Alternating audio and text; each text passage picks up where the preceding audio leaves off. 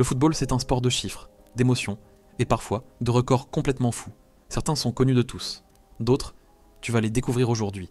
Des exploits qui semblent impossibles à battre, même pour les plus grands joueurs de l'histoire. Alors, voici 9 records du football difficilement battables, et on commence tout de suite avec un record qui défie littéralement la gravité.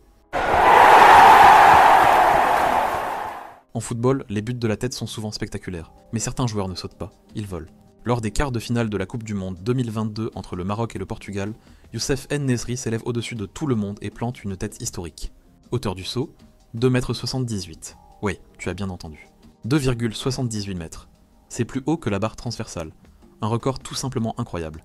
Et le plus fou, c'est qu'il bat un autre record, celui d'un joueur qui était justement sur le terrain ce jour-là, Cristiano Ronaldo. En 2013, CR7 avait marqué une tête mythique face à Manchester United en Ligue des Champions. Ce jour-là, il s'était envolé à 2,56 m, un saut déjà considéré comme surhumain. Mais 9 ans plus tard, l'attaquant marocain a fait encore mieux. Une détente verticale exceptionnelle, un timing parfait et une puissance telle qu'on dirait qu'il a défié la gravité elle-même. Ce jour-là, il a envoyé le Maroc en demi-finale de Coupe du Monde, et son nom dans le livre des records. Et franchement, quand on regarde les ralentis, on se demande encore comment c'est humainement possible. Certains buts sont marqués après une action collective, d'autres après un geste de génie. Mais celui-là a été marqué à plus de 96 mètres. Janvier 2021, 4ème division anglaise. Newport County affronte Cheltenham. Rien d'exceptionnel à première vue, jusqu'à ce que le gardien de Newport, Tom King, dégaine une frappe totalement anodine. Un long dégagement depuis sa surface. Le ballon monte haut, et puis, le vent s'en mêle. Rebond imprévisible. Le ballon passe au-dessus du gardien adverse et rentre dans le but. Le stade explose. Tom King vient de marquer le but le plus long de l'histoire du football mesuré officiellement à 96,01 mètres par le Guinness World Records. Difficilement battable à l'avenir, car il faudrait à la fois un vent parfait, un rebond idéal et un gardien mal placé. Autant dire, une combinaison que la nature elle-même ne refera probablement jamais. Être gardien, c'est empêcher les buts. Mais lui, il les marquait. Son nom, Rogerio Ceni. Et son record est tout simplement insensé. 131 buts inscrits en carrière. Oui, tu as bien entendu. Un gardien avec plus de 100 buts. Pour donner une idée, c'est plus que Christophe Dugarry ou encore Samir Nasri. Ceni a passé toute sa carrière à Sao Paulo, où il était non seulement capitaine mais aussi tireur officiel de coups francs et pénalty. Et ce n'étaient pas des coups de chance. Ceni, c'était une machine de précision. En 2005, il inscrit 21 buts en une seule saison, un total qu'aucun défenseur et même certains attaquants n'ont jamais atteint. Son secret ? Une technique chirurgicale, des frappes puissantes et surtout une confiance absolue. Sur coup franc, il a même marqué 11 buts en 2005, contre 10 pour Messi lors de sa meilleure saison dans cet exercice, en 2018. Et avec ses 131 réalisations, il est devenu le gardien le plus prolifique de l'histoire du football. Aujourd'hui encore, ce record semble intouchable, parce qu'aucun entraîneur moderne n'oserait laisser son gardien monter à chaque coup franc. Être défenseur, c'est d'abord défendre. Mais Ronald Koeman, lui, a complètement redéfini le poste. Parce que le néerlandais n'était pas seulement un mur, il était aussi une arme. Au total, 253 buts en carrière. Oui, tu as bien entendu. 253 buts pour un défenseur central. Un chiffre complètement fou qu'aucun autre joueur à ce poste n'a même approché. Koeman, c'était un tireur d'élite. À l'époque, il était le maître absolu des coups francs et des pénaltys. Sa frappe, c'était un boulet de canon, et quand il posait le ballon, même les gardiens les plus solides priaient pour que ça passe au-dessus. Il a joué dans les plus grands clubs, l'Ajax, le PSV, et surtout le FC Barcelone, où il a marqué le but de la victoire en finale de Ligue des Champions 1992 face à la Sampdoria. Un tir sec, précis, imparable. Ce jour-là, un défenseur a offert la première Coupe d'Europe de l'histoire du Barça. Pour te donner une idée, Koeman a marqué plus de buts en carrière que des stars offensives comme Angel Di Maria, Gareth Bale ou encore Sadio Mané. Aujourd'hui, avec 253 réalisations, il reste le défenseur le plus prolifique de l'histoire du football mondial. Et à l'ère moderne, avec les défenses de zone, les lignes hautes et les rôles plus rigides, ce record-là semble tout simplement intouchable.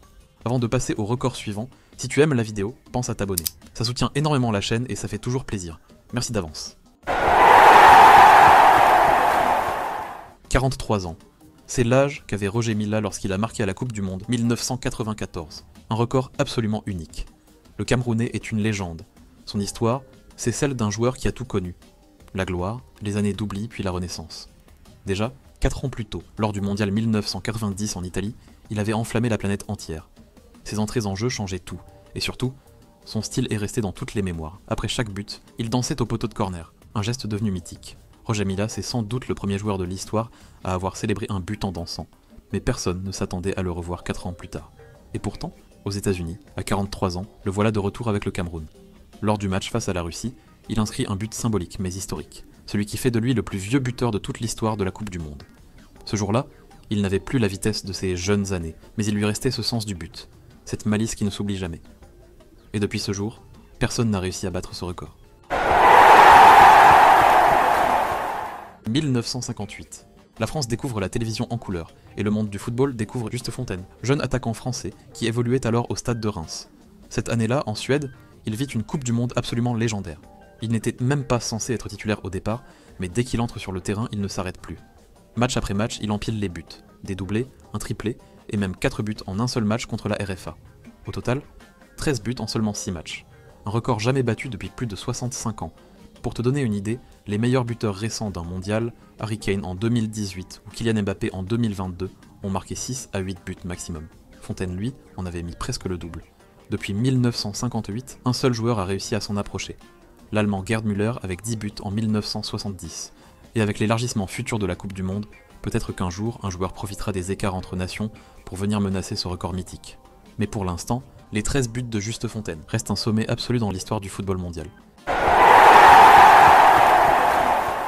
Né en 1967 au Japon, Kazuyoshi Miura débute sa carrière professionnelle à la fin des années 80 et il n'a toujours pas pris sa retraite. Pour te donner une idée, il est plus vieux que Zinedine Zidane ou encore Didier Deschamps, et pourtant, lui joue encore au football. Tout commence en 1986. À seulement 19 ans, Miura quitte le Japon pour tenter sa chance au Brésil, où il signe son premier contrat pro avec Santos. Là-bas, il apprend la technique, le jeu offensif, le style brésilien. Et c'est ce mélange entre rigueur japonaise et flair sud-américain qui va forger sa légende. Dans les années 90, il rentre au pays et devient une icône nationale. Il porte les couleurs de Kawasaki, puis du Yokohama FC, et enchaîne les saisons encore aujourd'hui, à plus de 58 ans. Son parcours exceptionnel a même inspiré un manga culte. Le créateur de Captain Tsubasa s'est en partie inspiré de Miura pour imaginer le personnage principal de la série. Pendant sa carrière, il est aussi passé par le Genoa en Italie, a été élu meilleur joueur d'Asie en 1993 et a marqué le football japonais comme personne. Miura a joué dans les années 80, 90, 2000, 2010 et 2020, 5 décennies différentes. Un record jamais vu dans le monde du football professionnel. Et le plus fou, c'est qu'en 2025, il a encore prolongé son contrat avec le club japonais de l'Atlético Suzuka Club, en 4ème division. Le 11 avril 2001, lors d'un match de qualification de Coupe du Monde entre l'Australie et les Samoas américaines, un attaquant va inscrire son nom dans l'histoire, Archie Thompson. Score final, 31-0 pour l'Australie et 13 buts pour Thompson, record absolu du nombre de buts marqués par un joueur dans un match officiel. Le contexte ?